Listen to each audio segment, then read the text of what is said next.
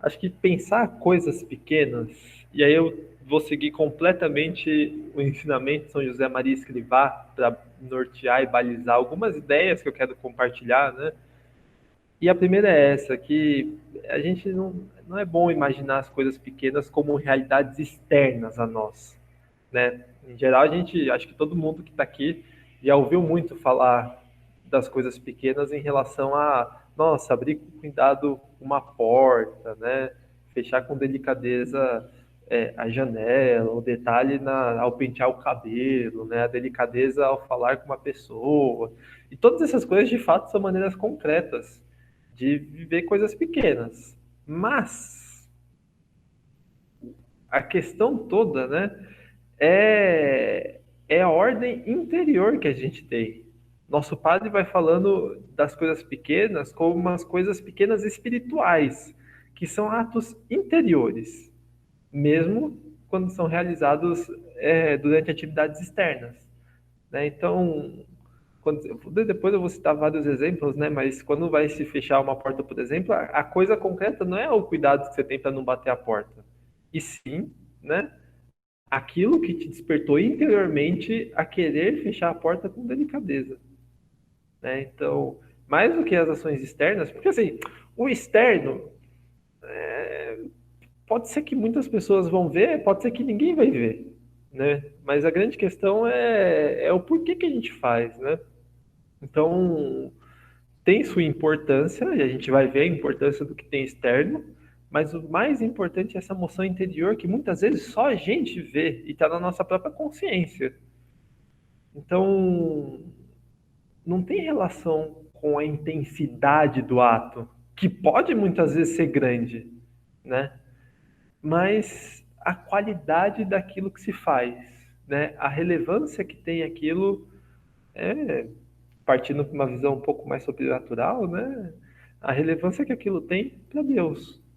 Então, legal, né? Que quando a gente entende isso, aos poucos, e aí a ideia é que a gente entenda, a gente vai perceber assim que justamente o valor que tem de se fazer o pequeno, a contribuição que tem para fazer coisas grandes, né?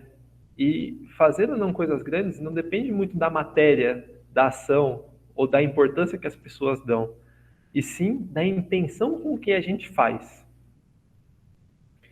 É louco pensar, né? Mas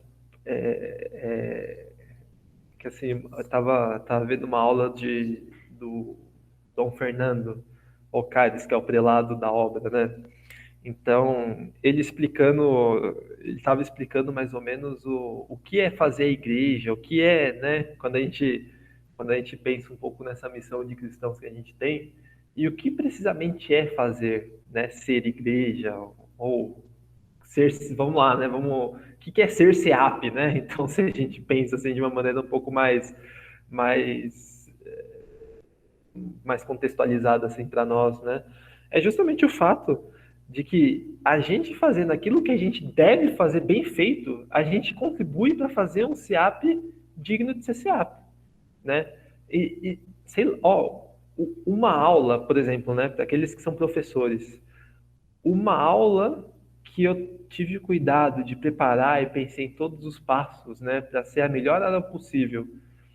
Externamente pode ser a mesma coisa de uma aula que não foi preparada. Externamente é exatamente a mesma coisa, né? Para quem está de fora. Então chega uma visita aí e assiste uma aula preparada, assiste 15 segundos de uma aula que foi preparada e uma aula que não foi preparada. Entende? Externamente é a mesma coisa, é aula, né? Mas a intenção de que aquela pessoa preparou a aula, que foi com amor, pensando nos detalhes e pensando em quem ia assistir a aula, né, o carinho dela, com certeza contribuiu para fazer o SEAP mais SEAP. Entende? É profundo isso. Você pega, sei lá, né, um marceneiro que faz uma mesa. E um que faz com amor e um que não faz com amor, né? A mesa é a mesma, é mesa, né? Mas precisamente por uma ter sido feita com amor, são duas mesas diferentes, né? Por quê? E não só no plano sobrenatural, mas no natural também, né? Por quê? Porque o ingrediente, né, uma matéria-prima que foi colocado em uma mesa é o amor e na outra não. Então, essa é a transcendência das coisas quando a gente faz por amor, né? E por isso São José Maria foca tanto nesse amor às pequenas coisas. Então, pensar, né? O valor, uma outra ideia, né? O valor para as obras bem feitas, né, apostólicas, né, ou de piedade, não deriva da importância humana, mas do amor que se realiza, né? E desde um detalhe pequeno com os outros, aqueles que convivem mais com outras pessoas, né? Seja a esposa, os filhos, né? A namorada, os amigos, os colegas de trabalho, né? Vai passando o tempo a gente vai percebendo isso, né? Com a maturidade da amizade, que os detalhes é que fazem toda a diferença.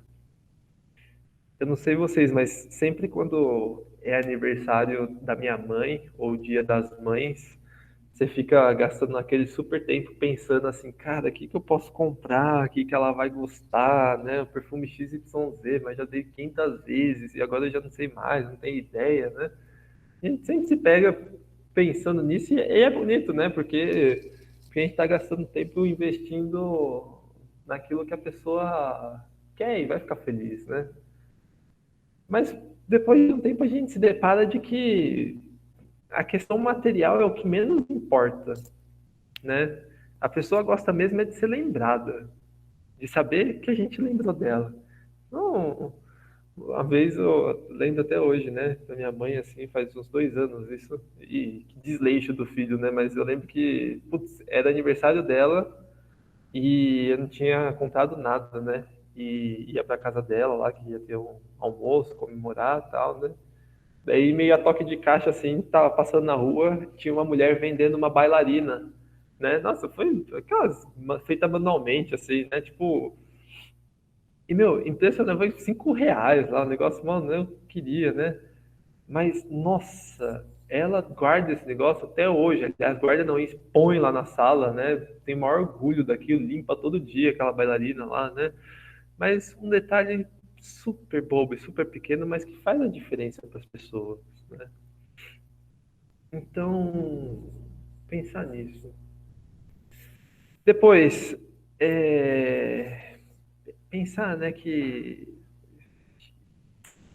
o foco às vezes é colocado muitas vezes na questão material, né, de fazer ou não, e a gente acabou de ver aqui que de fato o que interessa é a intenção e a quantidade de amor que a gente põe para fazer, né? Mas é bom lembrar também que a perfeição da obra realizada também é importante, né? Então, olha só que legal, né? O nosso padre diz o seguinte, São José Maria: fazei tudo por amor, assim não há coisas pequenas, tudo é grande. As obras do amor são sempre grandes, mesmo que se trate de coisas aparentemente pequenas. Então são coisas que nos enganam, né? Nos enganam profundamente, às vezes com uma visão um pouco mais, né, humana da vida, o sentido um pouco mais, a gente vai correndo e vai perdendo um pouco o sentido e o motivo pelo qual a gente faz as coisas. Por isso que às vezes é importante, né, um depoimento de um doutor Ives da vida, das pessoas que estavam aqui no começo, para a gente ter dimensão do quão grande é aquilo que a gente trabalha, né? Que a gente está no pequeno no dia a dia. Então, pensar, né, o fato de que essas coisas que a gente faz sejam pequenas, favorece muito a humildade, né? Por quê? Porque uma coisa que pode pegar, né? Às vezes tem muita gente que tem essa ânsia de querer fazer coisas grandes, maravilhosas, mudar o mundo, né?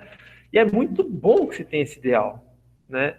É preciso querer mudar mesmo, é preciso querer fazer a diferença na vida das pessoas mesmo, é preciso não se contentar com o que a gente tem hoje mesmo, né? Então, quanta gente tá vendo uma live ontem aí e 10% da população mundial vive com menos de R$ 8 por dia, né? São pessoas que passam fome. E 10% da população mundial significa 700 milhões de pessoas, né? Então, caramba, cara, a gente pode fazer algo diferente, tem que ter esse sonho mesmo, né? Mas uma pessoa madura tem a plena consciência de que esse grande vai se fazer pelo pequeno, né? E muitas vezes é isso, esse pequeno que faz a gente ser humilde, porque quando se trata de ações grandes, importantes, imponentes, né, é muito fácil a gente cair na vanglória, né? É muito fácil a gente cair no raio da soberba e ficar achando que a gente é super importante, dá mais importância do que realmente tem, né? Então, acho que Deus se utiliza disso para exercitar a humildade, né? De ver que nós somos instrumentos e que sem instrumento, de fato, as coisas não acontecem. Imagina só, né? Uma vez uma coisa louca, né? Me falaram, tava bravo no CEP com algumas coisas que estavam acontecendo. E me falaram uma coisa que na hora eu fiquei mais bravo, mas depois eu pensei um pouco, né? Essas coisas que acontecem meio desorganizadas é bom, porque a gente vai vendo que é Deus quem está por trás desse treco aqui, né? E de fato, na hora eu até comentei, né, que Deus está por trás, mas Deus está por trás, tá mesmo, né? Mas quer que a gente também rale, quer que a gente faça bem, quer que a gente faça certo, né? Então conta com a gente para isso. E de fato, sim, né? Deus quer também que a gente coloque os meios para fazer as coisas muito bem feitas. O trabalho profissional tem que ser muito bem feito, humanamente tem que estar em alto nível, né? Mas é verdade também que Deus está por trás das coisas e precisamente quando se falha ou quando não acontece da coisa que a gente gostaria que acontecesse, é para lembrar a gente que é Ele que está por trás, né? Então, é bonito pensar, né, que às vezes o pequeno a gente tem a grande dificuldade de entender que, que é grande para Deus, né? E que precisamente às vezes a gente percebe a santidade ou esse ideal de uma vida mais plena, mais humana, assim, esse ideal de excelência humana, né, de ser uma pessoa que pensa nos outros, né, que está pouco preocupada com as suas próprias questões pessoais, né, que quer ajudar os outros a crescerem, quer fazer diferença no mundo, a gente acha muitas vezes que o pequeno não é importante. A gente tem ânsia de fazer as coisas, né, que geram mais, entre aspas, resultados. E não é assim. A gente percebe, a própria experiência mostra que não é assim, né? A gente sabe. Um exemplo, né, de trabalho assim no dia a dia, às vezes, né, a gente trabalha, bom, meu dia a dia é muito trabalhando com relacionamento, parceiros, né, captação, coisa do tipo. E aí fala, nossa, a empresa X vai doar R$ 500.000 para o SEAP, caramba, que coisa grande, legal, né? Mas, meu, foi um detalhe, né? Foi um e-mail lá que foi enviado naquela data, que o retorno foi feito naquela data, né? Putz, uma reunião ali de 30 minutos que, né, super rápida, que foi realizado naquele dia, certo? Naquele momento, um follow-up que foi feito naquela data. Então, assim, várias coisas pequeníssimas que acabam se tornando em algo super grande. É legal ver, né, o depoimento de antigos alunos, né? Como eles lembram das coisas que, meu, não tem, o professor às vezes nem sabe que falou, nem sabe que fez, né? Mas é a coisa mais comum do mundo. Ouvir o antigo aluno, nossa, mas eu lembro daquela aula daquele professor que ele falou que a gente tinha que ser um pouco mais autônomo, agir por conta própria, né? E uma coisa super pequena marcou a vida daquela pessoa pelo resto da vida dele, né? E acabou se tornando ideia mestra e chave para aquela pessoa.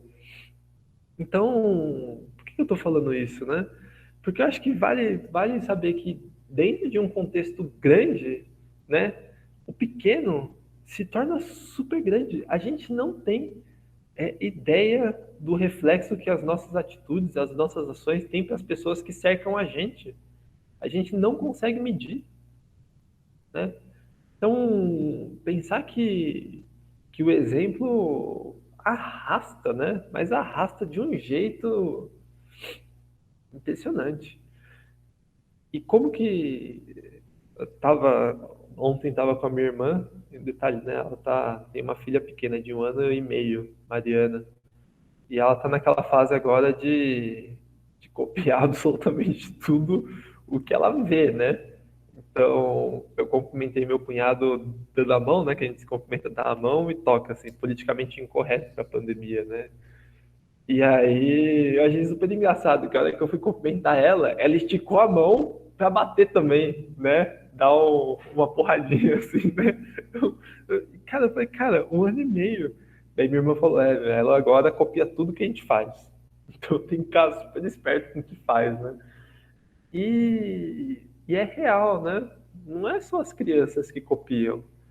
Já viu? Acho que todo mundo já viu aquela frase que a gente é a média das 5 pessoas que a gente convive mais. E tem só, né, só verdade nessa frase, né? É muito comum, por exemplo, a gente pegar modos de falar, jeito de fazer, gestos das pessoas que a gente tem uma certa admiração, porque a gente é um ser que absorve, né? Então, os detalhes, se a gente vive pensando nos detalhes, né, o modo que eu me visto, né? Pô, um professor que usa o avental lá, que tá branquinho, que tá passado, que tá arrumado, tem diferença, né? Às vezes o avental tá todo esculhambado lá de qualquer jeito. Tem diferença pra gente, pras pessoas, pro ambiente, né? Isso também é formativo, né? Um óculos que tá todo sujo lá, não limpa nunca, né? Tem diferença. E esses atos internos se referem justamente naquilo que a gente, não só naquilo que a gente poderia, ou melhor, que a gente faz de errado, mas sobretudo também sobre o que a gente não faz. Então todo mundo já, né, chega em casa, por exemplo, e putz, sabe que o sapato se guarda na sapateira, né? Aí você deixa lá do lado do sofá, onde você colocou, e você sabe que seria bom guardar. Mas você, depois eu guardo, né? Ou a toalha que você estendeu lá no varal ou no box, né? E ela ficou com a pontinha dobrada. E você viu, mas tudo bem. São pensamentos claros, mas vai lá e estende direito a toalha, né? Sabe? Vai lá e coloca o tênis lá na sapateira naquele momento. De novo, externamente é ridículo esse ato, né? Mas quanto não vale para Deus isso, né? A santidade requer sempre heroísmo. Então tá em pauta aí os heróis, os filmes, os Vingadores, né? Tudo. Aliás, nessa pandemia tem muitos garotos aí desse ato que estão assistindo ou reassistindo todas as séries de heróis, todos os filmes da Marvel, recontando tudo, né? Para entenderem os pormenores da história. Então, é interessante isso, né?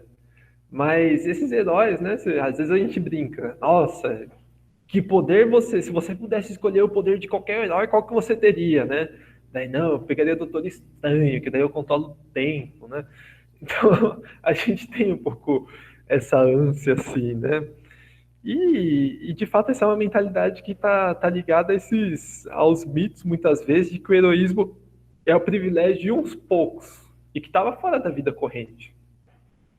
Mas para a gente que é cristão, né, não é assim. Então, do homem se espera o heroísmo. Por quê? Porque o caminho de santidade não é algo medíocre. E o que é o heroísmo, né? Lutar. É lutar, né? Eu lembro que no filme Creed, se eu não me engano, é aquele do lutador lá e tal, né? Tem um momento que um fala pro outro lá, eu nem lembro mais o nome dos personagens, né? Mas era não lembro se era Creed, acho que era. E tem o cara que tá lutando boxe lá, né? E tinha uma luta super importante. Eu acho que é do treinador dele, se eu não me engano, super chegado, tinha câncer, né?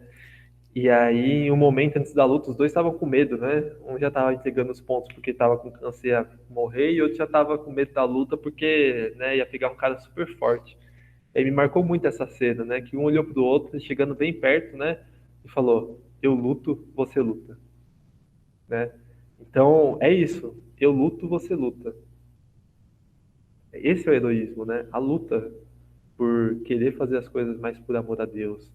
Querer fazer paz porque as pessoas que convivem com a gente vão ser mais felizes. Querer servir mais os outros, né? Nosso padre fala, para servir, servir. Então, a santidade está precisamente nisso, né? Eu luto, você luta. E essa luta é referência na vida cristã, a gente sabe, né? Que essa luta é heróica por amor, contra aquilo que se opõe à santidade, tá contra o pecado, não só contra o pecado mortal, mas também contra os pecados veniais, né? Então, pensar, né? Nosso padre diz também, né? O verdadeiro heroísmo está no vulgar, no cotidiano, feito uma vez e sempre com perseverança, diante de Deus e com empenho que não desfaleça por nada. Então, é o heroísmo da perseverança no corrente, no de todos os dias. Então, pensar, né? Vamos pelo fácil. O que cada um de nós, com as pessoas que a gente convive, pode ter de detalhe concreto, com pequeno, com no dia a dia, né? Nesse momento que a gente está mais em casa, tem uma convivência maior. Quais são os detalhes, né? E aí existe um exercício de se debruçar sobre isso e pensar mesmo nos outros, né? Na minha relação com Deus, quais são os detalhes que eu posso ter aqui, né? Putz, é fazer o sinal da cruz quando eu me levanto, ou quando eu me deito, ou é rezar um pouquinho mais sobre esse assunto aqui, né? Bem, ótimo, né? Que quais são aquilo que não está muito bem formado na gente, uma virtude que eu preciso ganhar, né? Que eu vejo que, cara, toda vez, agora essas reuniões presenciais, a gente tem muitas por dia, né? Toda reunião eu atraso 2 ou 3 minutos. A gente nem percebe mais, né? Já está com o hábito de atrasar que a gente nem se dá conta mais. Pra gente é super normal. Mas não é, tá atrasado. Então, o que eu posso ver aqui que me ajuda a ser pontual nisso? Então, que cada um pense, né? Pense em como perseverar. E por último, a última ideia para fechar, né? De que a luta dos filhos de Deus, a nossa luta por viver bem essas pequenas coisas, não é defesa, é ataque, é conquista, né? Um cristão não se fecha com medo das coisas de ruim que pode acontecer, né? Imagina só se os apóstolos ficam, nossa, só somos nós 12 aqui e tem outras pessoas que estão perseguindo a gente, né? É preciso esforço para manifestar o amor de Deus nas coisas pequenas. Por quê? Porque quem ama descobre muitos detalhes a quem pode prestar atenção, né? Muitas ocasiões de fazer pequenos serviços. Na verdade, quando a gente ama muito uma pessoa, a gente se debruça por descobrir aquilo que ela gosta, aquilo que vai fazer feliz, aquilo que ela vai ficar contente, né? Por quê? Porque a gente ama. O amor é criativo, é audaz, é pra frente, né? Então pensar que como cristão a gente vive com uma espada na mão, né? É preciso ter um escudo também, mas, né, a melhor defesa é o ataque. Então, atacar esses pontos, né? Pensar diante de Deus e com muita retidão e muita sinceridade, ver o que de fato a gente pode crescer nesse campo que é tão grande, né? E por fim, termino com aquela frase famosa, né? Não lembro bem o autor, mas que diz, né? Fazer as coisas bem importa mais que fazê-las.